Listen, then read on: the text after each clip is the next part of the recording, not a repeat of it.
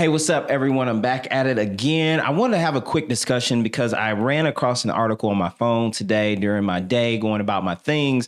I just swiped right, and guess what? They're talking about Target again. They're talking about Target. They're talking about the Easter sales. They're talking about what's upcoming for them to bounce back from the whole DEI fiasco. So it really lent me to want to have a quick discussion about the whole DEI situation. I've never really did a video on it in depth or extent, but I'm going to make this very quick as I can. As you know, I talk a bit. So let's get right into it. We're going to walk through a couple articles and I'm going to land with my conclusion on this. So we're going to start with this Fortune piece that actually just came out today. It is April 1st, but this is not a joke. Target can't get its footing after its DEI program demise and a 40-day boycott against the retailer. Foot traffic at stores is down for the 8th consecutive week. Okay, so Target saw foot traffic fall for the 8th consecutive week, extending a losing streak that began just a few days after the company announced it would end its diversity, equity, and inclusion, or DEI program in late January. For the week that began March 17th, foot traffic fell 5.7% year over year for Target. According to data from Placer.ai, that's compared to 7.1% it fell last week, and an average weekly decline over the last 8 weeks of 6.2%. In March 4 earnings call, it was reported at a 3.1% Q4 loss and a non-specified sales decline in February.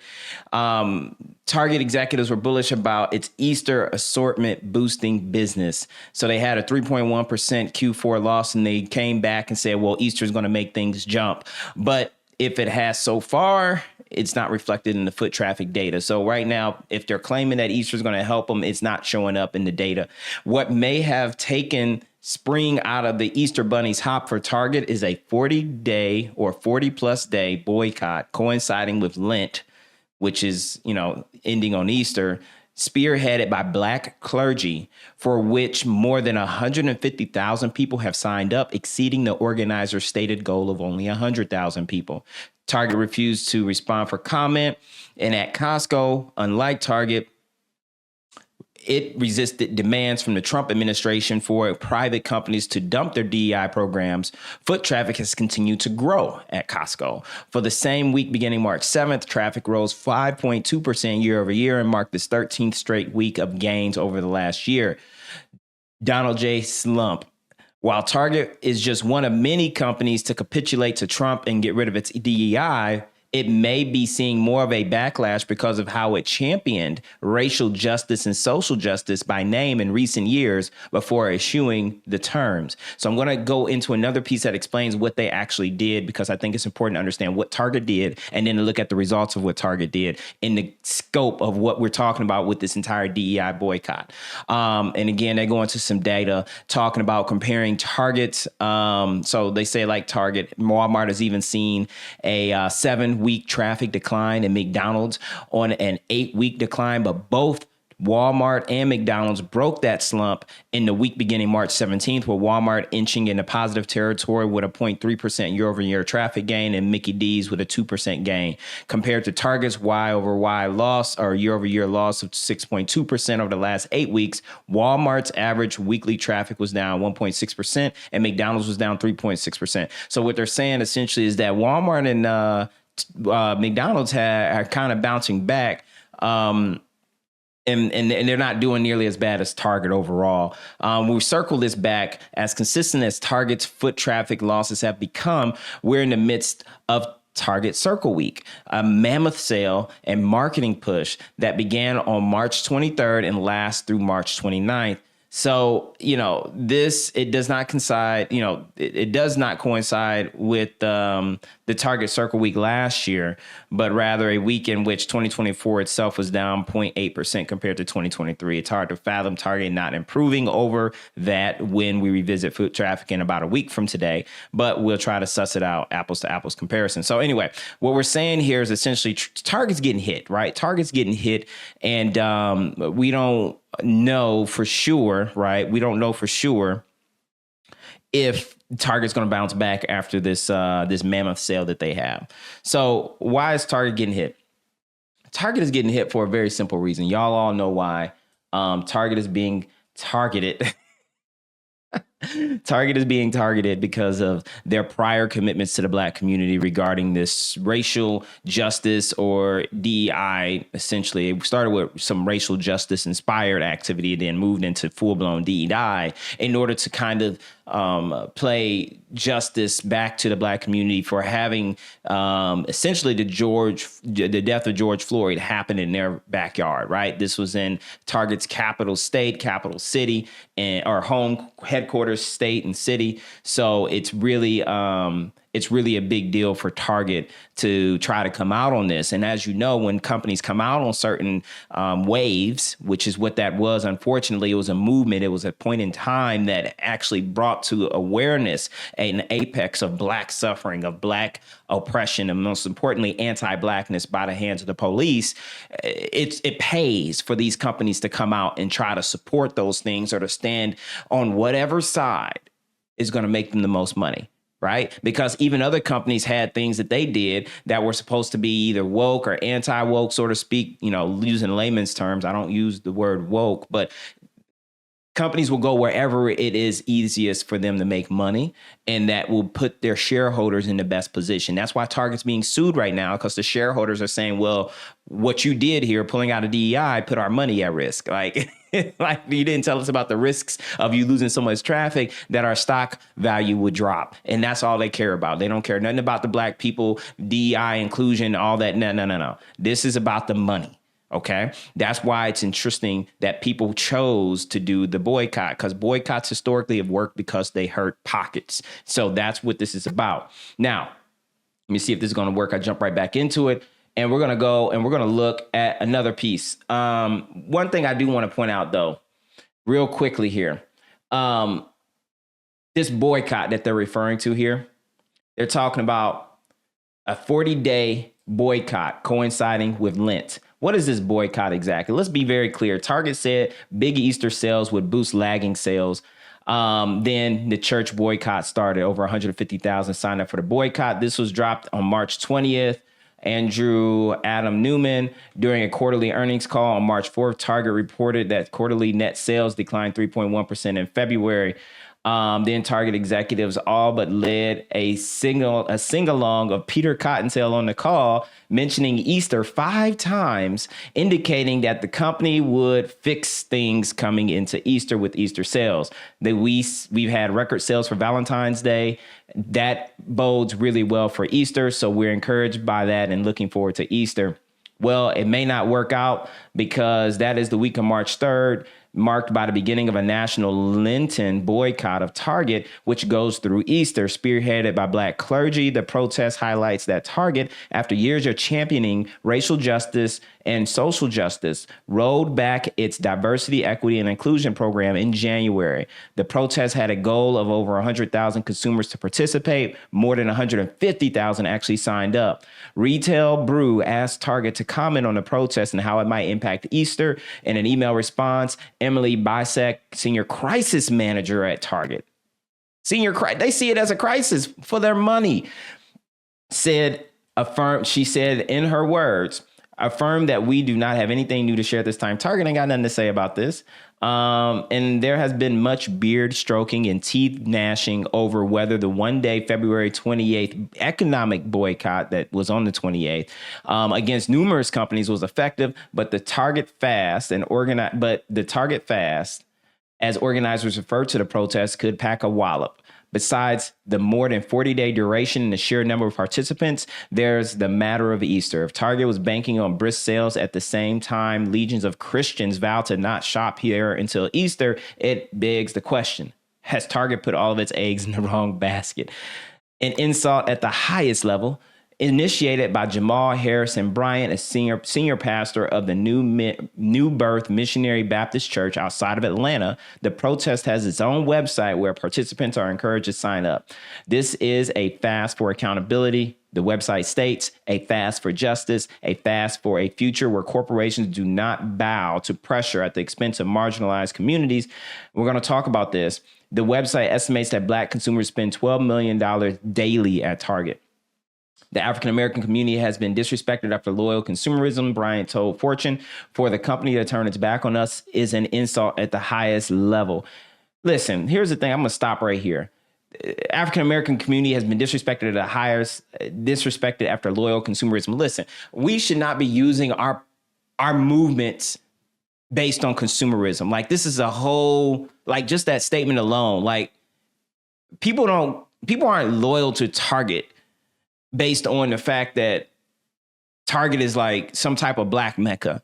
People were going to Target before Target did the DEI thing. Then the DEI thing came into play. And so more people went to Target, right? But they went to Target for two reasons. They went to Target, one, because Target started carrying more black created product or black owned product. That's one thing. And we're going to talk about that. The second thing is the idea that Target was doing more for black employees, getting more black representation and leadership, this, that, and the third. So it felt like they accepted and they brought us in at a parity level, right? And that's what we're looking for. We're looking for parity.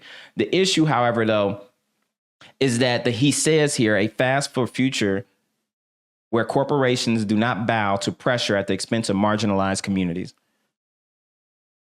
At the expense of marginalized communities. Okay, at the expense.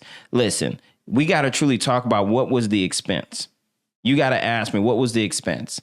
What did we lose here that we should have actually had that actually was sustainable? There's nothing sustainable about the DEI programs. I'm not anti-DEI. If I was a DEI hire, I appreciate the opportunity, but I'd rather not have been hired as a DEI hire if that meant that I wasn't taken seriously for what I could actually do. But I promise you, in every situation, I proved that I could do it, even if you didn't believe it. And I think every other person out there, black, Hispanic, white, whatever, would appreciate the ability to actually do the same.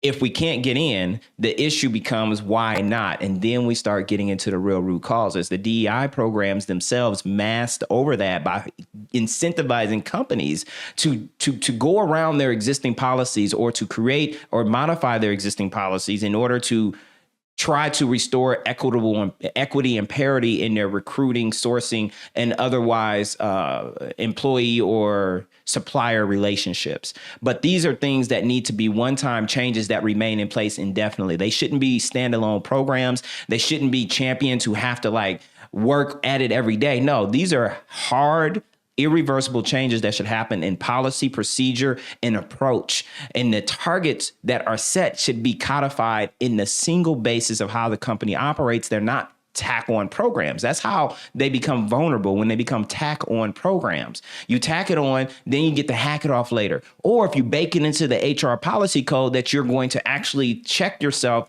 for racial parity or ethnic parity or whatever that represents the area where you recruit, and that you're recruiting with parity and equity, then that you have to go in and find that stuff and try to root it out.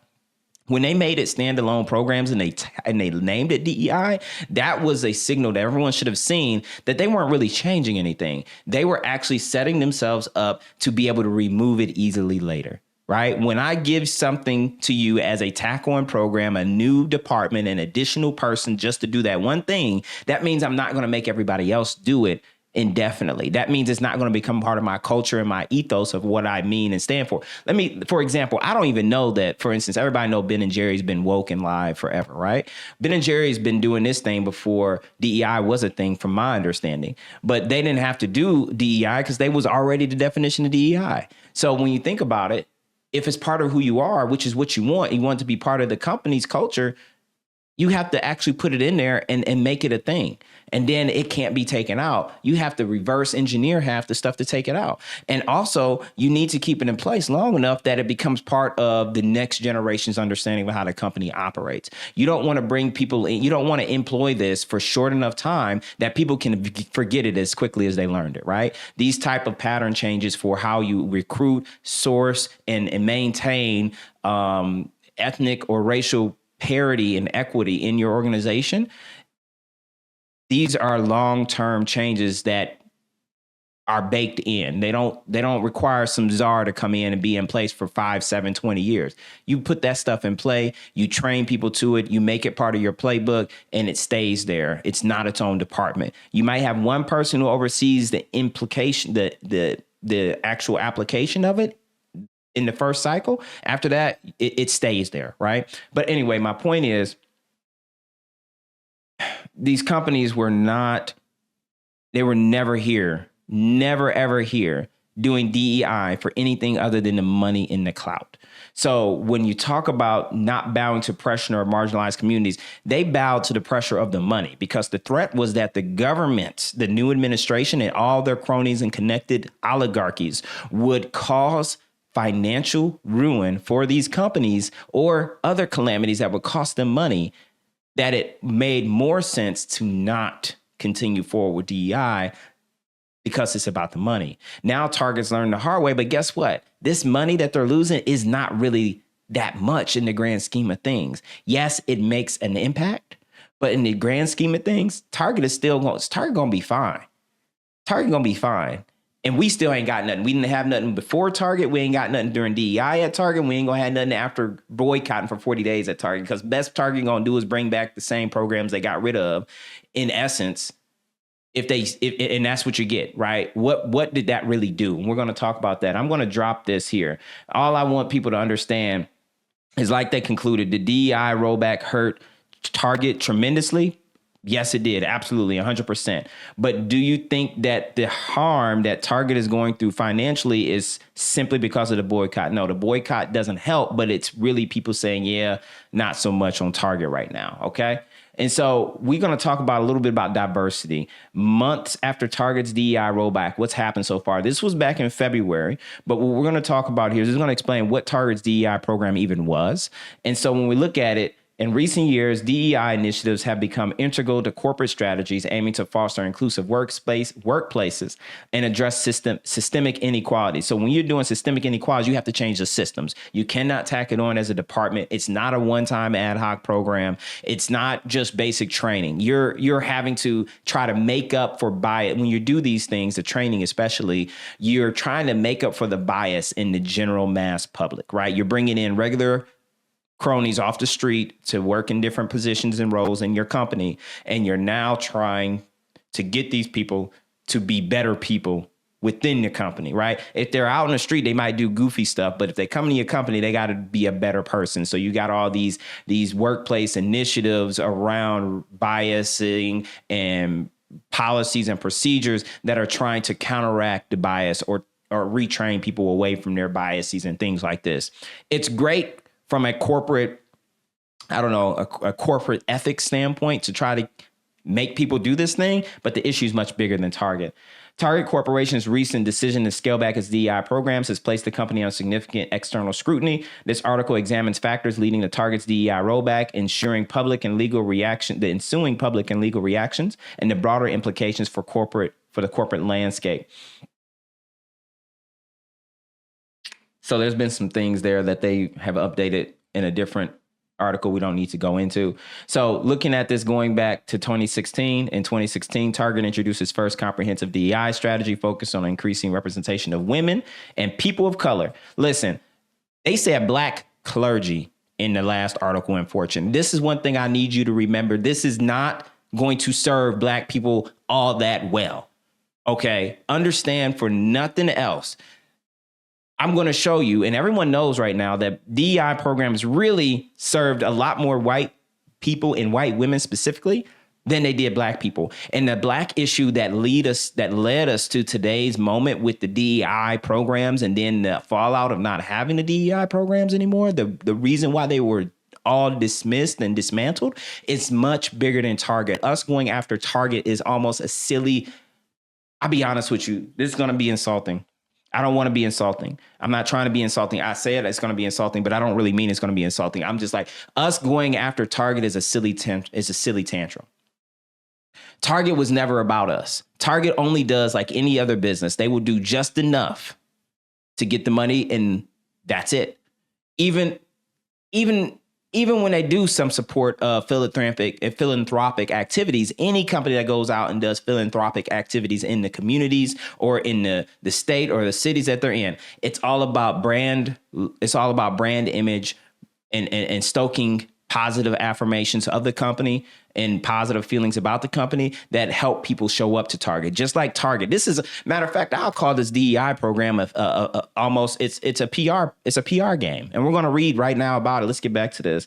2016, representation of women and people of color across all levels of the organization. 2018, the company launches a supplier diversity program aimed at increasing procurement for minority owned. Again, if they're not saying black owned, why are you so upset about them withdrawing? Like, black people are more upset than anybody else. And they ain't said black in nothing. They got minority owned, women owned, and veteran owned businesses. Okay. In response to George Floyd protests and national calls for racial justice in 2020, Target announced its Racial Equity Action and Change, or REACH initiative, committing $100 million to support black communities and increase black representation in leadership roles. Let me tell you this right now. If they say we're going to promote more black people, then you got to ask them, why weren't you? Why do you need to commit money to promote more people who should have been promoted? What are you doing now? Let's be real. Like, if you were looking over them because you had a racial bias in your organization, you need to commit to eradicating racial bias. But you can't, because the racial bias isn't your organization. It's the entire society.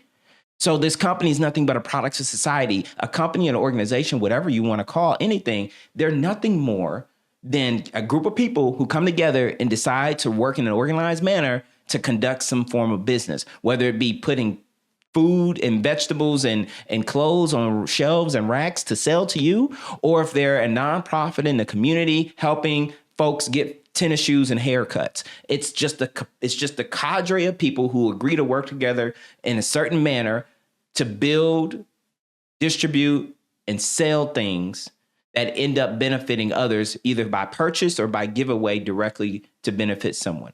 This is not rocket science. This idea that they are missing black leadership parity, right? Here's the thing. What they're hinting at is if they need to increase black representation, that means they must not be at ethnic parity, which means that they are below, in terms of representation, they're below the national percentage of actual African Americans in the U.S. population. That means they have less than 14 or 15% black representation in their leadership. And so when you start to unpack that root cause analysis style, you get to the real issues that need to be dealt with that are not just slapping on DEI programs, which are going to somehow put rocket boosters on these black folks to become executives. I'm not saying they don't deserve or shouldn't be executives. I'm saying that if they deserve, then they should be executives. You need to ask yourself why they were overlooked. You don't have to put rocket boosters on them. They were already rock stars. You just chose not to give them a chance. So tell me about what you did there. Like, if you have to make people unpack the reality, then you're going to get the real white tears. It's not even going to be white tears. It's going to be white, like, tantrums, and they're going to be in the streets. But everybody's accepting something that other people are giving us, which is these programs. Think about this.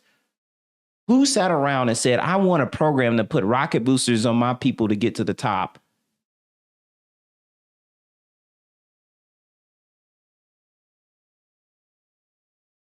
Or did we say, we want a program that actually unearths and deals with the reason why they didn't make it up, at least at parity for their strengths and their racial share of the U.S. population? I want to know why you didn't do it, and I want you to fix that. $100 million shouldn't be necessary to fix that. You don't need money to fix it, unless you're going to pay some outside investigators to come turn your place upside down. But honestly, you're going to find out that you ain't nothing more than what the greater society already is, and that's anti-black. That's why this is. So why are we talking about one company, 2 companies, 5, 30 companies? These companies did it so the black folks will support them. And then it was also during the liberal leaning administration, the Biden administration, right? It was during that time that a lot of this stuff was really popping, right? So how are we going to have a discussion? And we're also doing anti-Trump stuff, right? So how are we really having a discussion, about companies like somehow wanting to do the right thing intrinsically? long term. No, you got to force them all unilaterally. That's why this comes down to politics greater than one company. But anyway, 2021, Target reports early success with DEI initiatives, including a 15% increase in Black representation among managers and growing percentage of procurement from diverse suppliers. Diverse, that's really code word. They ain't all Black. We just found some other folks. These efforts earned the company recognition on several best places to work for diversity lists. 15% in Black representation among managers. Look, you can get 30, 40, 50, 100% Black representation among managers if you just move people up. If you just put them there. That don't mean nothing. The question is, why were you blocking them? That doesn't mean nothing. The question is, why weren't you giving them straight consideration? What did you do? Like, did you train them in ways that you hadn't been training them before? Maybe you should have just been doing that all along. See, we can't keep accepting these Band-Aid programs, these Band-Aid initiatives, these Band-Aid things that don't seek to really address the root cause. And for those of you, let me come out of this. For those of you who want to sit here and tell me that, well, Darvell, we can never fix these systemic inequities about our society that have existed since before we were born, and we got to just, take what we can get and mull along and do the best we can, and we only got one life to live. We're not going down this hill about it. Y'all are the part of the problem that leads us to get nothing systemically changed.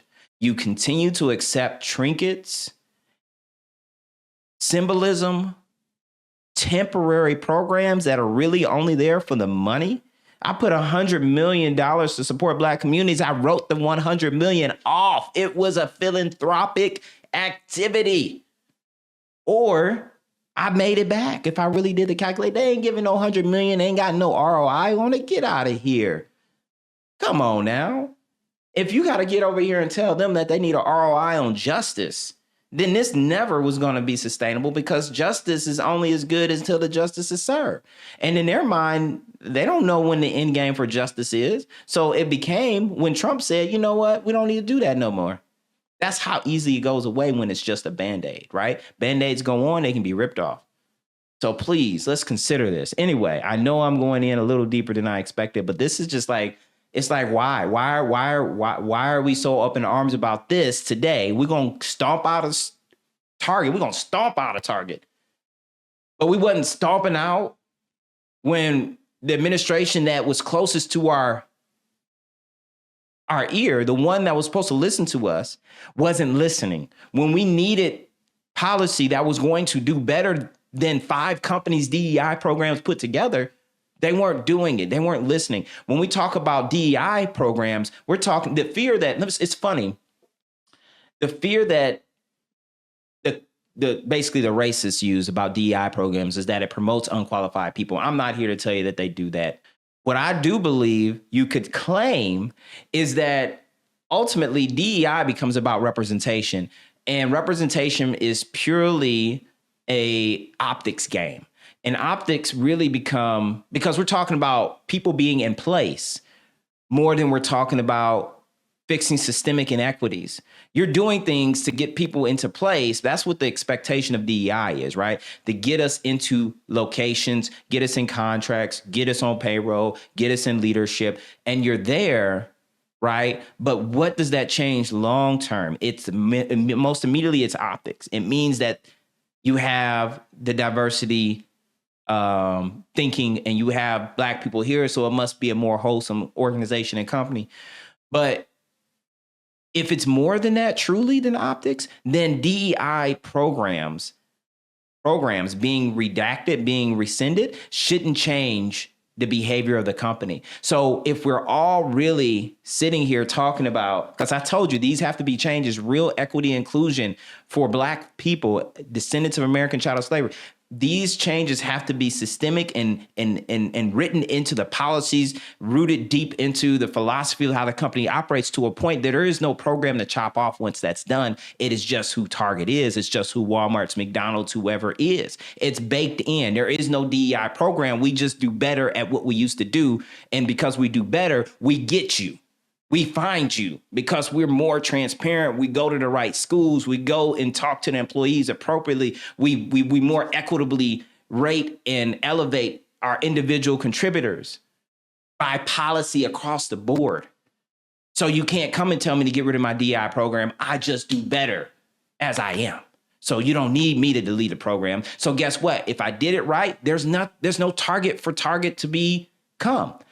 Trump ain't got nothing to say because they ain't got a DEI program. They just baked real equity, inclusion, and diversity cognizant policies into how they do business. And they never made a DEI.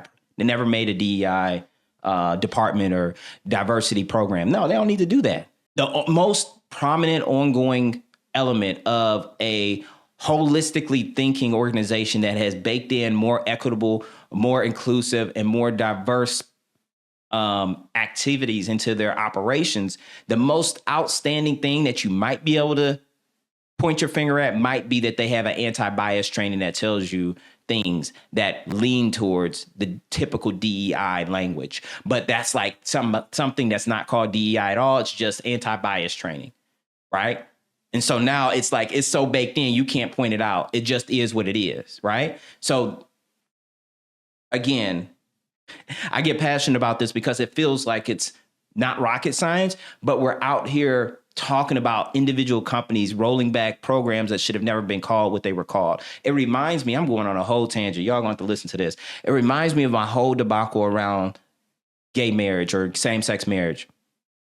Same-sex marriage was almost a nothing burger. It was a whole issue, but it's really a nothing burger because what we did is we misnamed the civil union out the gate because it itself was only conceived in the minds of the local government as being something for those who went through a religious ceremony called marriage. So they just called it a marriage license. In reality, it should have always just been a civil union. And this is when you get into the messiness of combining religion and law and mixing them together. Now you're using religious language to describe legal processes and legal rights. Then when someone wants to come and exercise that legal right in a way that's not conformant to the original religious process it was named after, you got a whole bunch of fight on your hand. And it's for nothing because they don't have, from a religious standpoint, a right to say that the government policy of allowing two people to be unionized is exclusive to only folks who go through a Judeo-Christian marital process, which that in of itself can be controlled by that religion to be only a heterosexual man and heterosexual woman. They're two separate things. The legal thing and the ceremonial thing are separate, but we allowed them to get conflated. We allowed the fans to turn on, to flame the embers, to turn into an entire dumpster fire for no good reason, because that's what they want. They want divisiveness in this culture, in this society, so that the Elons can walk down the middle aisle and pick a side and get that side to go rah, rah, rah for him, like Trump, and then they can run off with the bag because it's always about money at the end of the day. Money, power, and you know the third, right? That's what it comes down to. So I really urge and caution people.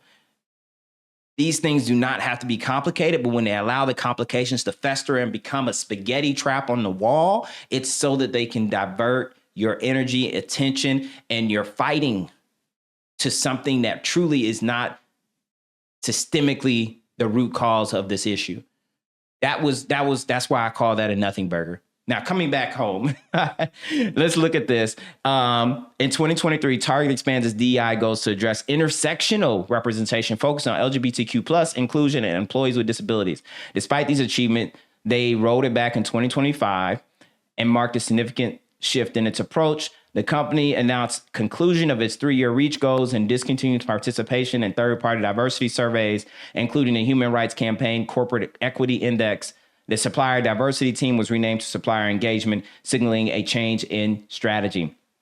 The DEI delivered Target's results for Target. Well, Target's DEI efforts showed tangible business benefits during their implementation. According to Target's 2022 diversity report, stores with higher diversity metrics experienced 5% higher customer satisfaction scores and 8% lower employee turnover compared to less diverse locations. Financial impact. Supplier diversity program contributed to $1 billion increase in procurement from diverse-owned business in 21, strengthening Target's supply chain and expanding its customer base. Employee sentiment. Internal surveys conducted in 2023 showed 78% of employees felt Target was committed to fostering an inclusive workspace with employee engagement scores 12% or higher. Again, I'm trying to be clear, y'all. I am not anti-DEI. What I'm saying is that the DEI programs themselves were not solutions. They were basically Band-Aids to our problem as Black people in this country. They're not really solutions. They're just Band-Aids. It's like a company that says, since everybody hates you, I'm going to make it a priority to like you. Think they doing that for free? You appreciate it, right? But would you prefer to have equity and equality across the board, or would you prefer 5 out of 100 companies to give you preferential treatment based on your marginalized status? I would rather fight for across the board, because not everybody has a Target, yo. Not everybody's looking to go to Target, yo. Like, and you are more than Target. We are more than Target. We're more than going into Target. So anyway, I'm not going to go through the rest of this. There's just a lot of stuff. It mentions companies like Google, Meta, and Walmart also scaling back DEI initiatives, citing evolving legal landscapes and shareholder concerns. That's what I'm talking about. If it's a DEI initiative and it stays in place called DEI, they're not going, you can target that too easily. It can get shot up. And so last thing I want to read real quick. I know I'm pushing 36 minutes, y'all. And this is not my intention, but I'm just looking at this stuff here, right? The great DEI hustle. Dr. Laren Tucker says white Americans are the real DEI hires. Y'all probably already know how this story gonna go, right? You already know what's about to be said here. This is not new to those who are in the know. So it brings us back to the question, why in the world are we trying to knock down Target? Because the only thing we really got in our back pocket about why Target is because Target promised us something. But you got to understand, these companies are companies, and companies, even if you run them, are going to run for one thing. They run for profit. And so it's interesting that we live in a society. Let me come out of this because I think it's important to say. It's interesting that we live in a society that lives and dies by the businesses that serve the society. But those businesses are motivated most and first foremost by profit. We speak with our money. Our money is what motivates businesses to do what they should do. It leads to not only customers falling out with businesses who don't give good customer service, it also leads to businesses being willing to do anything to make more money. And so then what happens? We have to end up putting regulation into place, right? Regulation and laws are actually legislation of morality, because if businesses are willing to do whatever it takes, including putting questionable food ingredients and stuff that's cheaper than whole ingredients, including, coming into rural neighborhoods and knocking over mom and pop shops, Walmart, including, even getting everything from China to make it cheaper so you can buy it, or they just charge you the same amount they used to charge you, but keep more profit because they're importing it from low-wage countries, and then all of a sudden there's no jobs in America because manufacturing's moved overseas because it's cheaper to get it over there, and we wanted it cheaper. So we speak with our money, and we're supposed to go elsewhere, but people don't really do that. People are exploited in general by these businesses. Businesses want one thing, and that's to maximize profit.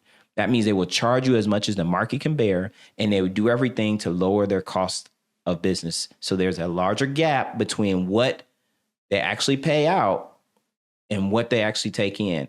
And guess what? We all know the story there. That money overwhelmingly ends up going to the top of the ticket, or the top of the hierarchy of the organization. So executives and managers get paid substantially more than individual contributors and the people who actually do the work that keep the operation moving. That's how we have all these ridiculous pay packages for the executives. Why does that matter? Because when we get into the topic of Black business, that's the same story, right? These Black business owners are doing this, or they should, like every business owner, ideally be doing this out of the love of running a business. They will and knew a profit level that could make them wealthy over time, but they themselves are not the ones who will make our community wealthy. You can't have enough businesses to make an entire ethnic group wealthy. What happens is money circulates within the community, And the community also is able to capitalize that money in the greater society. Listen, that's truly, it takes being included in the greater society to actually become wealthy, economically, socially, and politically. If you're struggling politically as a group such as us, where our representatives are not getting anything done over the past 20 years, if you're struggling socially such as us, where we're getting, ran down by police, we're not being included in real consideration, we're being exiled from neighborhoods, or cities are being taken over or being pushed out of low income areas by gentrification, all these things, you're not going to be able to build wealth that way either. And you don't even get into the education stuff. This all comes back to politics. It all stems back to politics. My goal from these videos and just talking on here is to make Black American culture a political culture, a politically minded, focused, and centered culture. Our community, our culture, our people need to understand and take to heart that everything around us is steeped in politics, and those who are most politically representative of our needs only look like us, and that's about where it ends. Those are the people who go riding our energy, because Black energy in this country is from the most powerful you've ever seen in the world. More people know about us than they know about any other specific group. We are the most outspoken, the most culturally potent, the most creative, the most athletic. All these things give seasoning to America's reality in this world and its culture here locally. But we are at the bottom of every quality of life metric. And the most profound one I cannot say enough is when you look at our wealth positionality. People who've come well after us, even since the 60s, the 70s, have economically risen above us. I did that. I explained that very clearly in a past video a couple years ago about the Black banks. You can't sit here and tell me that a DEI program is going to fix that, because the banks situation is what both perpetuates this economic failure of our businesses being able to compete enough to be in Target based on just pure unbridled, unignorable merit in product quality. I'm not saying our products aren't good. I'm just like, there's some products you can't run a business and not sell. Listen, freaking Target can't run Target without selling Tide, right? So we got to have stuff that you cannot not carry. And then if we're going to have just ethnic specific products, we just might as well just open up more Black stores. But then you got Black stores that are competing against Target. And if you got Tide at Target, but then you got the Black detergent at the Black owned store, and the Tide is closer and cheaper, or Target's more comfortable, whatever the thing is, and you're not able to compete against the holistic attraction of a Target or a Walmart, we're not competitive. It takes capital. We don't have the Black banks to lend out the capital like that. And we also don't have the money running around our community. This stuff is systemic and it goes deep. And so when we talk about these DEI programs are single individual, private or public companies' attempts to attract more money by placating to us that they're going to do better about hiring and keeping us involved in the business that they run. It's still their business. It's still their business. That's why they were able to repeal DEI so quickly and easily. They just had a vote and they just shut the whole thing down, just knocked it out. Multiple companies just knocked it out. And that all came at the behest of the administration, which again is another symptom of the real issue, a more direct symptom. That is the environment that's created by the political administration. And the political administration is appointed by, guess who? The public. Public opinion is that essentially, overwhelmingly, enough that they put Trump in office. Believe me, Black people did not do it. And I don't care if you go and run down 12 Black people who say they didn't vote for the Democratic nominee. Those folks ain't got nothing to do with the fact that Trump was elected. I promise you. That's not how the math works. And most specifically, the Democratic nominee lost votes to the Republican nominee, which was Donald Trump. And then Donald Trump got his people to come out too, who were sitting at home. This is a bigger issue than a company or their DEI program. Again, my goal is for us to be really specific and really potent about how we view our culture and what we should be doing with our day-to-day and our weekends as Black people.